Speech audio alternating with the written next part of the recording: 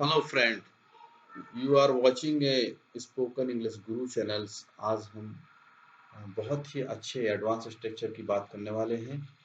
जैसे कि अगर आपको कहना हो कि मैं अब इससे बाहर निकलना चाहता हूँ, तुम पक्का झूठ बोल रहे हो, इस बार वो पक्का आएगा, या वो मेरे खर्चों से तंग आ गई है। जब इस तरह के सेंटेंस आपको बोलना हो तो उनको कैसे बोलेंगे आप इंग्लिश में, आज हम इस बारे में सीखेंगे।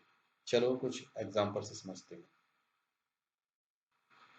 हमारा पहला एडवांस स्ट्रक्चर है गेट ओवर इट, मीन्स बाहर निकलना।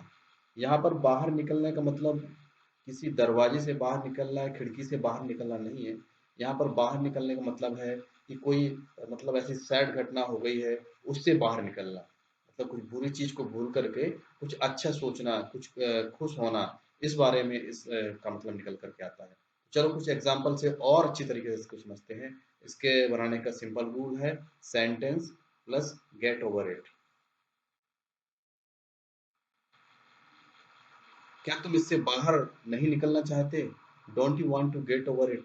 मतलब अगर आपको कोई प्रॉब्लम है, कोई समस्या है, या कोई दुखी सैड सीन है, तो आप कह सकते हो को don't you want to get over it, don't you want to get over it. मैं अब इस सबसे बाहर निकलना चाहता हूँ। Now I want to get over it, now I want to get over it. मैं आशा करता हूँ बहुत जल्द तुम इससे बाहर निकलो। I hope you get over it very soon, I hope you get over it very soon. मुझे इस सब से बाहर निकलने में कई साल लगे। It tooks me many year to get over it, it took me many year to get over it. कृपया इससे बाहर निकलो, प्लीज गेट ओवर इट। कृपया इससे बाहर निकलो, प्लीज गेट ओवर इट। कुछ और एग्जांपल में कुछ और एग्जांपल से आप समझते हैं। जैसे she is only just getting over the death of her husband. मतलब वो अपने हस्बैंड की डेथ से बाहर निकल रही है, जस्ट अभी ही बाहर निकल रही है। He is still getting over the shock of the being mad redundant. It will take him a long time to get over the operations. You will get over the illness more quickly if you relax. She never completely got over the loss of her first child. Means इनका कहने का मतलब है कि जो भी बुरी घटनाएं हुई हैं, उनसे बाहर निकलने में के लिए इस सब सेंटेंस का यूज किया हुआ है।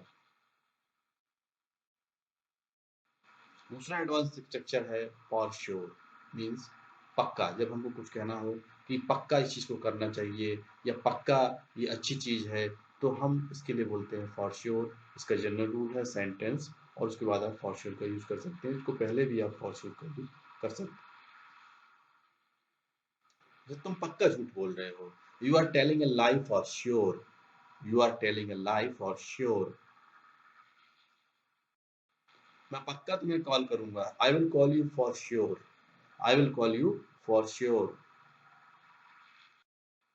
हम पक्का जीतेंगे, we will win for sure, we will win for sure.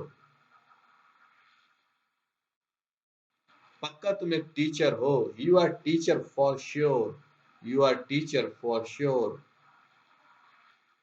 इस बार वो पक्का आएगा, this time he will come for sure, this time he will come for sure.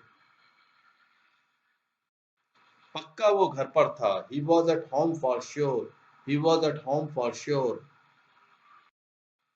कुछ एग्जाम्पल और हैं, जैसे कि we can't say for sure what will happen, I don't know for sure, I know for sure that, no one knows for sure, that is for sure, I know for sure that I won't be able to go to the party, she is prone to exaggerate, that's for sure. That is very most useful example.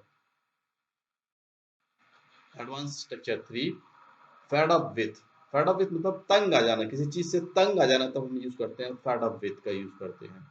जैसे इसका rule simple है, subject, helping verb, fade up with, object, और कुछ other words हो तो वो हम लगा देते हैं। कुछ एग्जांपल्स इसको समझते हैं। मैं उसके रोज के तानों से तंग आ गया था, I was fade up with his everyday taunts, I was fade up with his everyday taunts. मैं तुमसे तंग आ गया हूँ। I am fed up with you. I am fed up with you. लगता है तुम अपनी जिंदगी से तंग आ गए हो। I think you are fed up with your life. I think you are fed up with your life. वो मेरे रोज के खर्चों से तंग आ गई है। She is fed up with my everyday expenses. She is fed up with me with my everyday expenses. तुम मुझसे तंग आ सकते हो लेकिन मैं तुमसे तंग नहीं आ सकता हूँ। You can fade up with me but I can't. You can fade up with me but I can't. आज के कुछ आज के एग्जाम का क्वेश्चन है कि वो पक्का मुझे पीटेगा। वो पक्का मुझे पीटेगा। इसको आप कैसे बनाओगे इंग्लिश में? इसको बना करके आप कमेंट्स बॉक्स में जरूर लिखें। मैं चेक करूंगा आपने सही लिखा नहीं लिखा है। अगर उसमें कुछ प्रॉब्लम होगी तो मैं आपको रिप्लाई करूंगा।